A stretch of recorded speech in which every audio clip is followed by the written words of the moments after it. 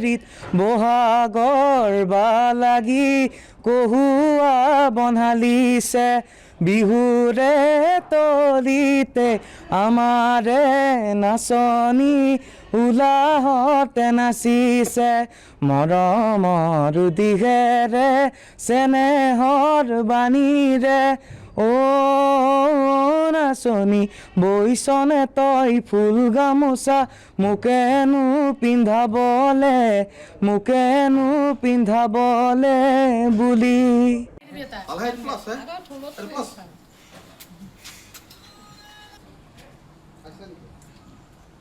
মোৰ নাম অংকুৰজ্যোতি কলিতা। মই চিপাচাৰ এক্সেল ছিনিয়ৰ ছেকেণ্ডেৰী স্কুলৰ পৰা এইবাৰ উচ্চতৰ মাধ্যমিক শিক্ষান্ত পৰীক্ষাত মই উত্তীৰ্ণ হৈছিলোঁ। মই বিজ্ঞান শাখাৰ পৰা পৰীক্ষা দিছিলোঁ আৰু মই মই 90.2% লাভ কৰিছোঁ। মই ফিজিক্সত হায়েষ্ট নম্বৰ পাইছোঁ, 96 পাইছোঁ আৰু বায়'লজিত 90, কেমেষ্ট্ৰিত 89 আৰু ইংলিছত 90 আৰু অলটিত 86। টিউশ্যন মানে ডাইৰেক্টলি টিউশ্যন লোৱা নাই। কলেজৰ ছাৰসকলে মোক বহুত সহায় কৰিছে, ঘৰত আহি তেনেকৈ দেখাই দিছে, বহুতখিনি টাইম দিছে মোৰ লগত। মেট্ৰিকতো মোৰ 90% হৈছিল। ভালে লাগিছে বাৰু, কষ্ট কৰিছিলোঁ সেইখিনি পাইছোঁ। মা দেউতাই যিখিনি কষ্ট কৰিছিলে বহুতখিনি, বাকী দেউতাই বাৰু পঢ়াৰ ইমান সহায় কৰিব নোৱাৰে, দেউতাই যি লাগে তাকে আনি দিয়ে, মায়ে সহায় কৰে পঢ়াত কিছু। কেতিয়াবা মোৰ তেনেকুৱা নিৰ্দিষ্ট নাছিল, কেতিয়াবা মই ৰাতিপুৱাই পঢ়োঁ, 6টা বাজিৰে ৰাতিপুৱা, কেতিয়াবা সোনকালে শুই দিওঁ, যেতিয়াই ভাল লাগে আৰু তেতিয়া। সফলতাৰ আঁৰত প্ৰথমে মই নিজৰ কষ্টটোৰ কথাও কওঁ, তাৰপিছত মোৰ পিতৃ মাতৃ আছে আৰু কলেজৰ যিখিনি ছাৰ বাইদেউ গোটেইখিনি।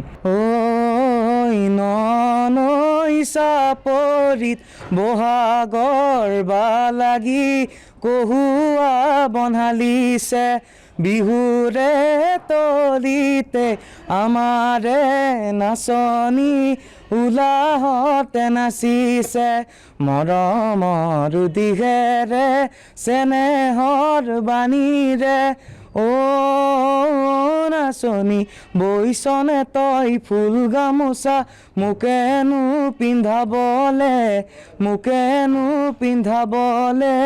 বুলি।